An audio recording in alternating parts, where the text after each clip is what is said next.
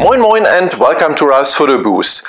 Yeah, Panasonic announced the new model of the GH3, that's the GH4, and now it's in the Foto-Bude. Here it is, the brand new GH4. The GH4 is especially for video film is very interesting because this is one of the few mirrorless cameras with 4K and Cinema 4K option. Talking about Panasonic, so let's compare the size of the camera with the G5 and G6. That's the G5, so you see the GH4 is a little bit bigger than the G5, and compare it to the latest model of the bigger mirrorless camera, that's the GX7, and you see the GH4 is a little bit higher, but it's not much bigger than the GX7. And the smallest member of the mirrorless camera family of Panasonic, that's the GM1. Yeah, and for sure the GM1 is very small compared to the GH4, but you don't have a viewfinder in this one, you don't have a turnable screen, and so that's for sure that this one is a little bit smaller. So let's come to the key functions of the GH4 before going into the video menu. We still have the turnable screen. You can turn the screen like this, and it's still a touch screen. The resolution is a little bit higher than the resolution of the GH3, and that's exactly the same with the viewfinder. Also, the electronic viewfinder has a higher resolution. Now the resolution of the viewfinder is over 2 million pixel, and so that's the same resolution like the Nex 7. And in my opinion, the picture is really clear now. It's a little bit better than the GH3. The 3 had really a good picture, but this one is a little bit more crisp, more sharp. You don't have any flicker or any stopping when you make a turn of the camera. So yes, the electronic viewfinder is improved and is better. As I said, we have a touch screen here on the GH4 with all the functions and the functionality like the G6, GX7. You have the PET AF, I show you later, and you have the touch screen focusing, and you can go into the menu, in the quick menu, everything you can do with the touch screen. So let's have a look to the different dials of the camera. On the top side, on the right top side of the camera, we have the big program dial with PASM. Then we have the manual video mode, and we have custom 1, 2, and 3. Then we have the creative filters and the intelligent automatic. And yes, there are no scene programs. We don't have any scene programs like in the G6 or in the GX7. We only have PASM for the photographers. We don't have any scene programs like portrait, landscape, or stuff like this. So you may see that's why Panasonic said it's a camera for the more for the video than for photography. On the top side, we have the dial here just behind the shutter release. We have the button for white balance, ISO, and exposure correction, the FN1 button. Here we have a second dial on the back side. On the left top of the camera, we can change between single release, serial mode, and we have the exposure, the different settings for bracketing, bracketing. Then we have the self timer, and new, the next function is new compared to the GH3. That's stop motion, so you can go to the stop motion directly. You don't have to go into the menu. I'll show you later which options you have in the stop motion program. Going to the back side of the camera, let's put the camera on. Going to the back side of the camera, on the left side we have the replay button, and a little bit hidden here the FN5, and with this button you can change between the screen and the electronic viewfinder if you don't have it automatically. I don't have it now automatically because it would change very often when I show you some of the features, so that's why I have the manual mode. You can change by just pressing the button between the electronic viewfinder and the screen. On the side we have the button to release the flash. Yes, we have a built-in flash, and for sure we have the option for an external flash here on top. There's the flash shoe. Here we have the dial to change between manual focus, autofocus continuous, and autofocus single. We have the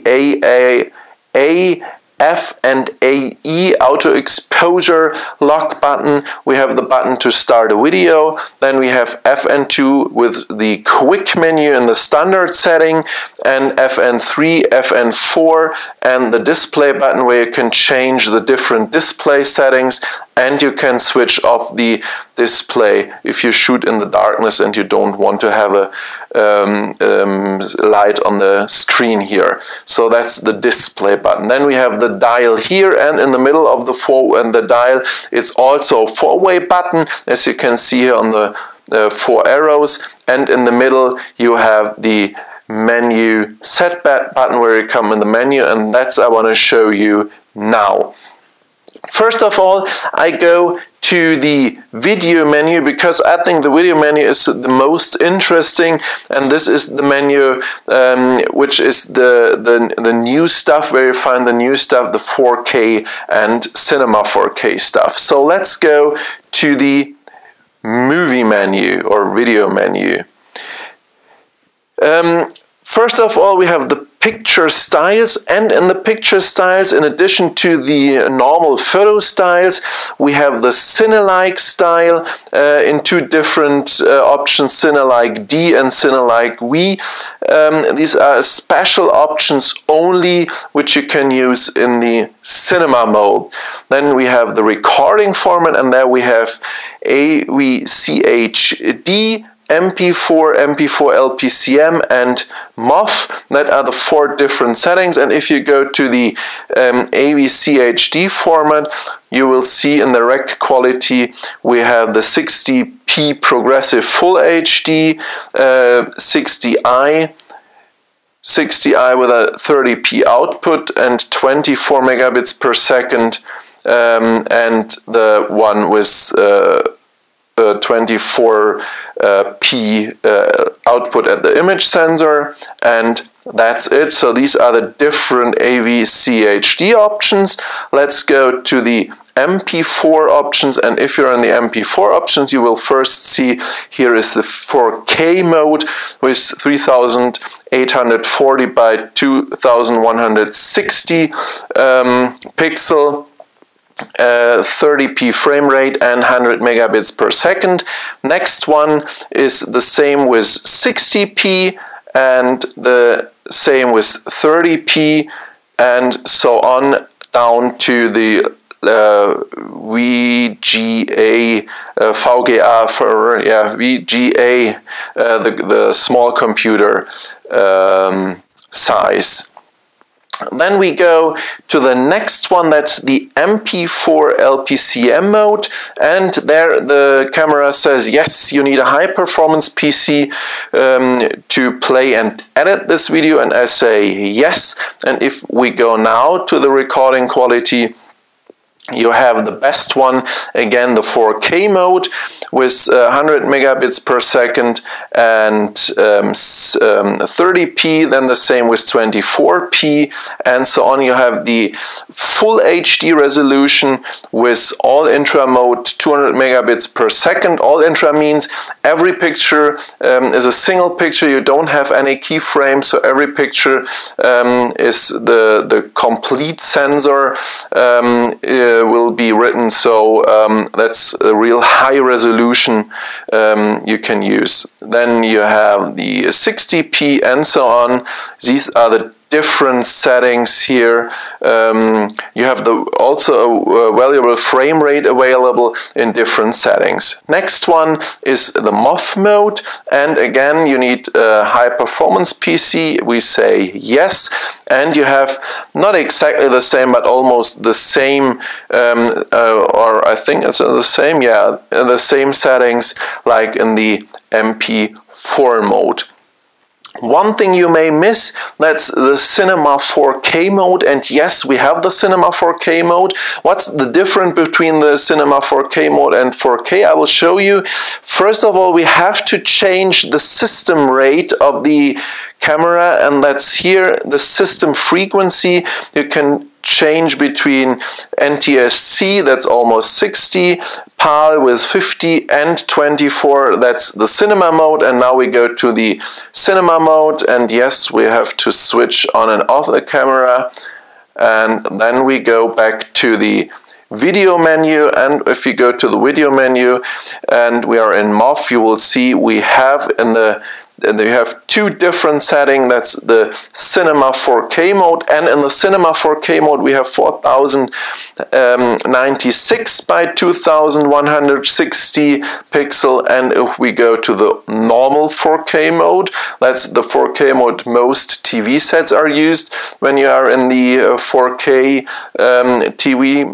When we look for 4K TVs, that's 3840 by 2160. So that's double of each of the full HD 1920 to 3840, so that's 4 times the full HD mode. And the Cinema 4K is a little bit more, it's a little bit wider than the normal 4K mode. So these are the different settings you have. Everything you can put on an SD card. Talking about an SD card, yes, we only have one SD card slot. The video users would love to see a second SD card slot so they can put more on an SD card, but unfortunately there's only one SD card slot. But you have the option to give out the video signal out of the HDMI connector, and you can save it, record it on an external drive or an external SSD card, and so you have the option to use larger cards or larger hard disk or stuff like this to record the mode. And another option you have an interface box which comes under the GH4. You have the connectors here, and if you put the interface box, it's about $1,999 or euro. There you have the option with an XLR input for microphones, professional microphones, and you have a SDI output to get an external SDI drive where you can record the videos in 4K. So that's the option, but it's a real expensive option. But you have the option HDMI or the interface and SDI output. Yes, so let's see what we have else in the video menu. We have the exposure mode where you can change between PAS and M, and if you're in this mode you can set the ISO individually, and let's see, you can set the ISO. If you're in the video mode, you can set the ISO from 200 up to 6400, so that's the range, the ISO range if you're in the video mode. If you're in the photo mode, you can go up to 25,600, and in the extended ISO mode you can go down to ISO 100. I show you this one later. So let's go down in the video menu, we have the different autofocus setting, continuous autofocus, the 3 different settings of the metering mode. Then we have highlight shadow, where you can set the curve individually and change the curve individually. That's exactly the same option you have also in the photography mode. Eye dynamic, eye resolution, master pedestal level, luminance level. Here you can change from the different 3 settings. Then we go to the teleconverter, digital zoom, time code. Yes, you have different options to start a time code or set a time code. Then we go to the HDMI record output. That's what I said before. And here in the standard, you have 2 options. You have 4x2x2 in 8-bit or 4x2x2 in 10-bit. These are the 2 HDMI options if you go out to the HDMI output directly to an external drive or to an external hard disk. Sound output, silent operation, microphone level. You can set limiter, microphone limiter, wind cut, S gain, operation, and color bars. Here you have the different options for color bars. Okay, so this was the video menu. Now I change here the dial to the program mode to show you the record menu for photography. You see we have now here the sign over the video for the record mode of photography. Again, we have the photo style. I showed you before. We have the different settings of the photo style, aspect ratio, 4x3, 3x2, 16:9, and 1:1. Picture size, large, medium, small, 16 megapixel. This may wonder you. Some of you may thought that the GH4 has a higher resolution than 16 megapixel, but no, it isn't. I will explain you a little bit later why this is a good choice of Panasonic to set it up to 16 megapixel, and I tell you what one of the reasons may, and I think this is a good reason why they still stay on 16 megapixel and don't go higher. Quality settings, here for sure you have the raw setting, AFS, AFF setting, metering mode, burst rate, auto bracketing. You have the different auto bracketing settings here, self timer, and that's what I said before. You have the time lapse and animation option here, which you can choose directly here with the dial. You don't have to go into the menu. You can activate this here directly on the dial. So that's one of the different points of the GH3. Here you have the different settings, stop motion animation or time-lapse shot. Highlight shadow, that's what I said. The same as in the video menu, you can set the highlight shadow curve, eye dynamic, eye resolution, HDR, multi-exposure, electronic shutter. Yes, we have the electronic shutter again. This is it's absolutely the silent shutter. But if you're in the silent shutter mode, you have the ISO limitation. You still have ISO 100 in the lowest setting if you're in the advanced ISO mode, but the highest setting if you use the electronic shutter is ISO 3200. That's the highest setting. If you're back in the normal mode, now we're back in the normal mode in the mechanical shutter, and we go to the ISO setting. You will see that's what I said before. You can go up to 25,600. That's the highest setting of the ISO mode, and for sure again the low value is ISO 100. So let's go back to the menu. We have the shutter delay, flash setting, red eye removal, ISO limit set, ISO increments, extended ISOs. That's what I said before. You want the ISO 100, you have to set it here on extended ISO. long shutter noise reduction, shading compensation, teleconverter, digital zoom, color space, stabilizer. Yes, we have the stabilizer, but it's still like the G6 and G4. It's a stabilizer which is in the lens. You don't have the stabilizer, not like in the GX7. In the GX7 you have the stabilizer also on the sensor. You have both options. You have the stabilizer in the lens, but you also have the stabilizer here in the sensor, so you can use Olympus lenses without a built-in stabilizer, but the GH4 doesn't have this option. We only have the stabilizer in the lens. Face recognition and profile setup. The video menu I showed you before, so let's go to the custom menu. We have the different custom settings memories here for the dial on top, C1, 2, and 3.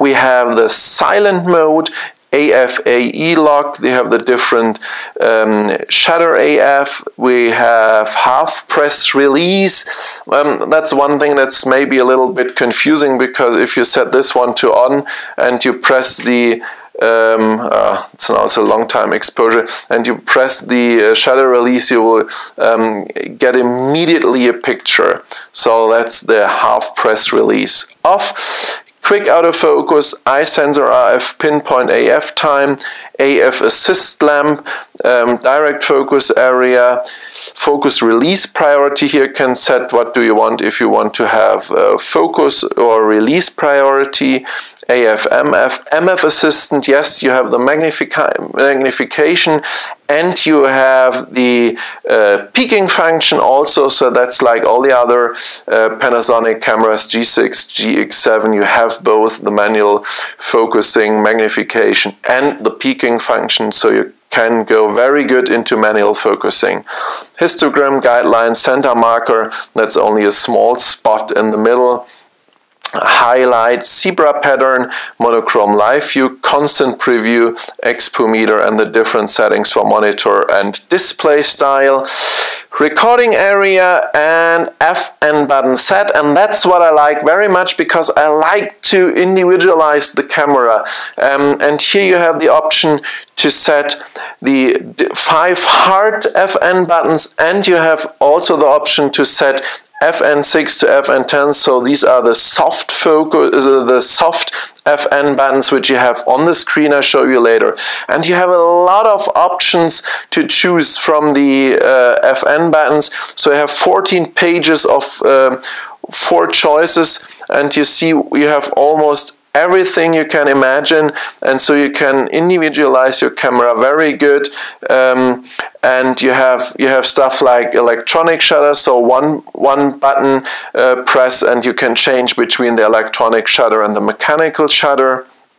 You can change the different recording format for motion pictures. You can change if you want to have the variable frame rate or not, so you can put this also on one button, and you can change it only with pressing one button. So you see we have a lot of options here to put on the FN button, and I like this one very much because so you can individualize the camera very good. Talking about the soft FN buttons, here in the right corner of the camera you have the small sign which says FN, and if you press FN you see you have the different settings here from FN6 down to FN10, and you can individualize these like you want it.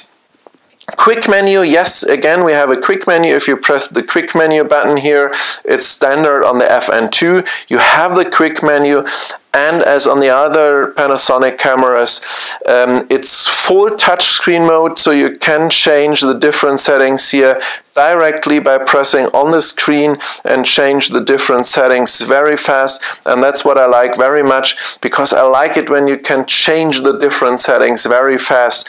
And I can give you the hint or the advice: if you buy a Panasonic camera and you use it the first time, please use the touchscreen function, because the touchscreen function is really nice and you will enjoy it. Once you're used to it, it's very fast to change the different settings, to go into the autofocus, to set the autofocus point. You have to get used to it, but once you get used to it, I think you won't miss it anymore, because really changing the ISO setting, just go on the screen, changing the metering, just go on the screen. So that's very easy, that's very fast. I like it very much, and I enjoy the real fast and real exact and precise touchscreen of the GH4. Dial setting, video button, eye sensor, that's what I said before. You can use the eye sensor to toggle between the screen and the electronic viewfinder. Touch settings, here we have again what I said before. We have the touchpad AF, where you can move the autofocus point on the screen. Okay, now we are in manual mode. We have to go to the autofocus mode, where you can move the autofocus on the screen while you look through the electronic viewfinder. So that's a real nice feature, the touchpad, because you don't have to move the autofocus point with a four-way button. You just move the autofocus point with your finger on the screen. You look through the viewfinder, you look through the electronic viewfinder and move the finger on the screen. You can move out the screen, so that's a little bit easier like this. And then you can move the finger here on the screen. I have to change to the electronic viewfinder. So now I'm in the electronic viewfinder, and now I move the focus point just with my thumb to any point where I want it. I can follow subjects when I have playing dogs or children. I can move the autofocus point. So that's a real nice feature. I like this one very much, and I used it very often when I worked with a G6 or GX7. And you can still change the size of the autofocus area just by turning the dial here. So that's a real nice function. Touch scroll menu guide, and that's it. Next point is the setup menu. And in the setup menu, I won't show you the setup menu complete, because there is the standards, things like clock set, travel date, Wi-Fi, and so on. You see, there are no very important points inside. The most important point, that's the system frequency, what I showed you before, to go down to the 24 pictures per second to the cinema mode. And if you're in the cinema mode, you know, you can't change to AVC HD. That's can I show you here, because if you're in the 24 picture mode, you only have MP4 and MOV. These are the two options you have. Only in 50 or 60 frames you have the AVC HD and the normal MP4 mode. So that's good to know. Talking about the connections of the camera, I said before we only have one SD card slot, we don't have the second one. On the side of the camera here we have the HDMI and the AV connector. Then we have the headphone out here, the microphone in, and on the front of the camera we have the connector for an external flash. And on this side we have the connector for the remote control, which is here.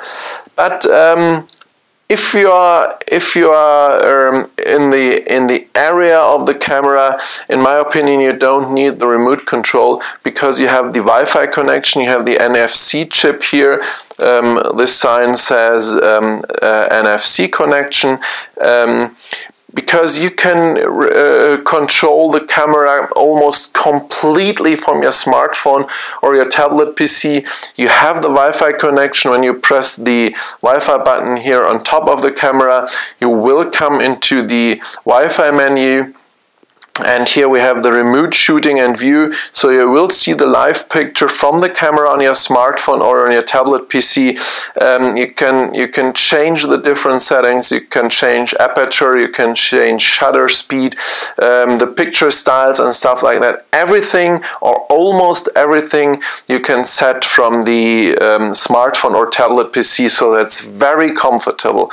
The only thing when you need the remote control, or maybe the remote control, is when the camera is out of range of the Wi-Fi connection. So maybe you fly a quadro hexacopter and the GH4 is in the air, then you need the remote control to set the different settings wireless from your remote control of the multi-copter. So this may be a reason why you need, or why it's good to have the remote control.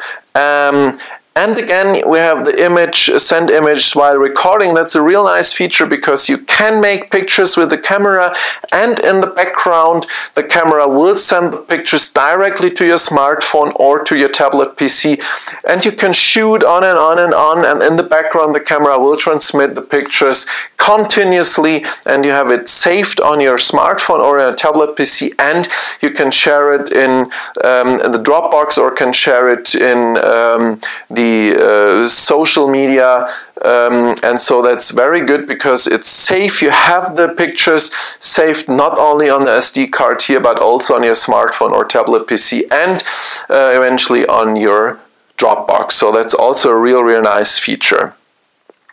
Yeah, so these are the main functions, or the important functions of the GH4. Coming back to the 16 megapixel sensor and the question why Panasonic didn't use a sensor with higher megapixel. When we have the 16 megapixel, that's 4:3. Going down to the 16:9 format for the video, we still have 12 megapixel. When you look for the 4K mode, the 4K mode needs a little bit more than 8 megapixel, 8.8 megapixel.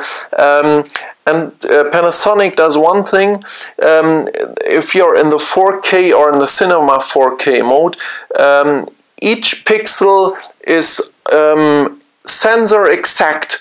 So each pixel you have in the 4K mode is 1 pixel on the sensor. So it's 1 by 1. There's no interpolation, you know what I mean. It's directly pixel by pixel, and so that's a real good qualities. You don't have to get the information out of 3 pixel or 2 pixel and combine them to 1 4K pixel. No, you have pixel by pixel in the 4K mode. That's the good thing, but the bad thing is, as I said, 12 megapixel in the 16:9 format. You need 8.8, almost 9 megapixel for the 4K or 4K Cinema 4K. So there are 3 megapixel left. Yes, the 3 megapixel are left, and that's the reason why the factor is not 2.0 to the full frame sensor, but it's 2.3 or 2.6.